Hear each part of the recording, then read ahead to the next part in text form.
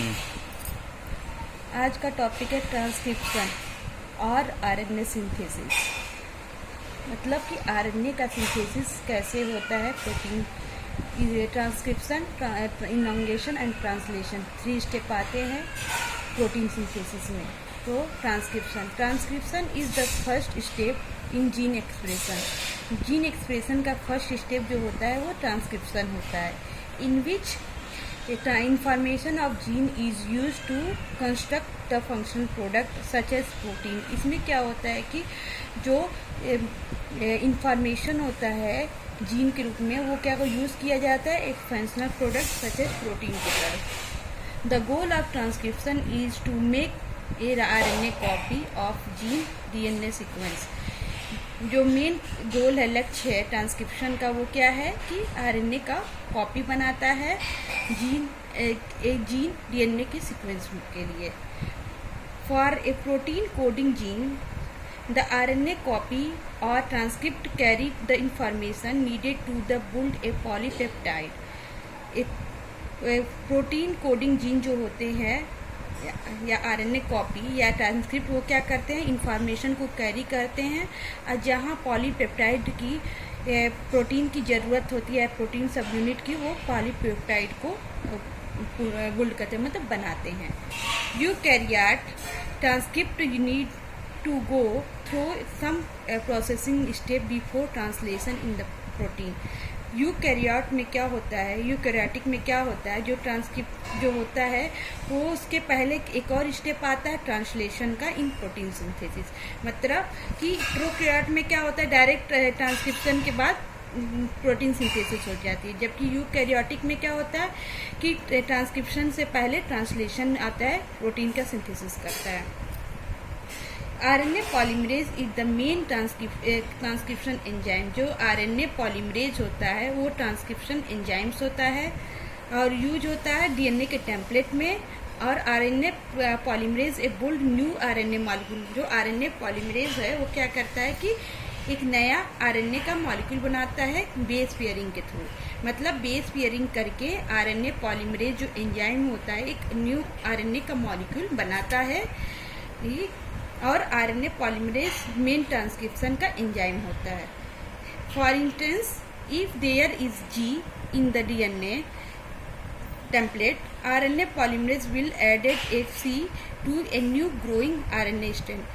अगर आपके डीएनए के स्ट्रैंड में जी है, टेम्पलेट है, जी मतलब ग्वानिन है, तो आरएनए पॉलीमरेज क्या करेगा, उस एक आरएनए स्ट्रैंड से, नए आरएनए स्ट्रैंड से आपको सी से लाके उसको जोड़ देगा।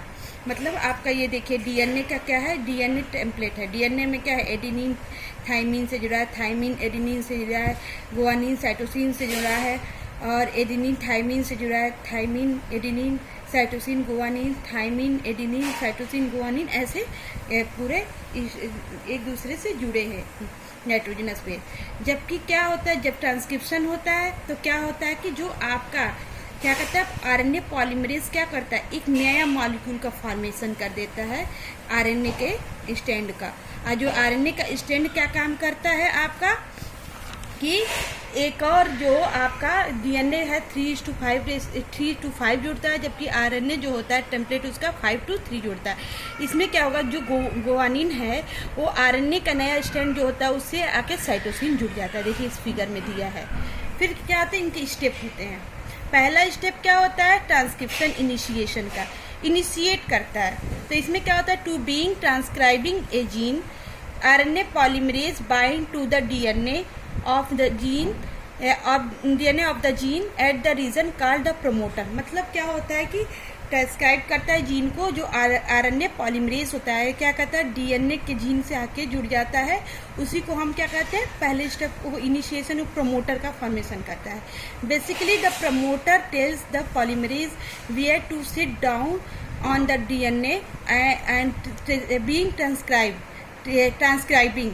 मतलब क्या होता है कि जो आरएनए पॉलीमरेज है वो क्या करता है कि प्रमोटर जो होता है वो क्या करता है कि कहाँ के डीएनए टेम्पलेट पे आपको रिकॉग्नाइज करना है, वही प्रमोटर बताता है।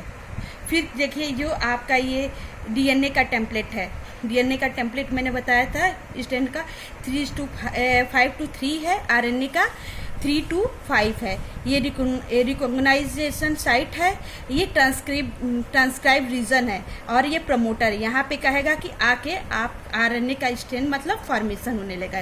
आरएनए पॉलीमरेज क्या करता है, एक न्यू आरएनए स्ट्रैंड का फॉर्मेशन करता है।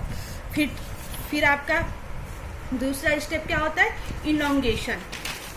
इलॉन्गेशन क्या होता है, इलॉन्गेशन में क्या होता है, once RNA polymerase in the position at the promoter, the next step of transcription elongation can be begin. Basically elongation is the stage when the RNA strand get longer.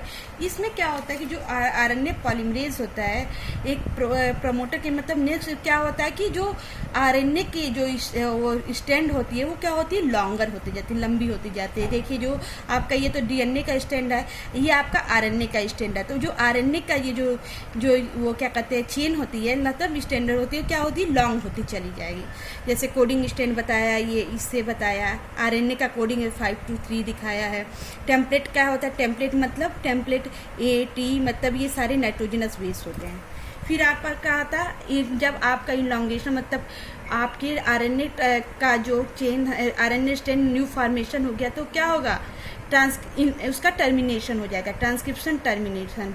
फिर क्या होता है, RNA polymerase will keep the transcribing unit, it get signal to stop. फिर क्या कहता है, RNA polymerase क्या होता है, जब ट्रांसक्राइब हो जाता है, यूनिट हो जाती है उस यूनिट की, फिर क्या करता है, एक सिग्नल देता है जिससे कि वो स्टॉप हो जाए, मतलब प्रोसेसिंग जो हो वो बंद हो जाए। The process of ending transcription is called termination. जो प्रोसेस होता है इंडिंग ट्रांसक्रिप्शन मतलब प्रोटीन सिंथेसिस का जो प्रोसेस होता है, इंडिंग प्रोसेस होता है, उसी को हम क्या कहते हैं, टर्मिनेशन कहते हैं।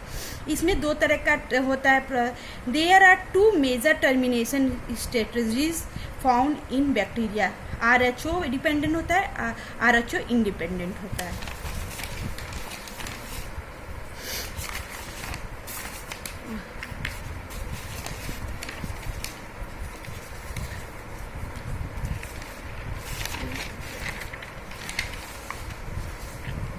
आज के लिए बस इतना ही।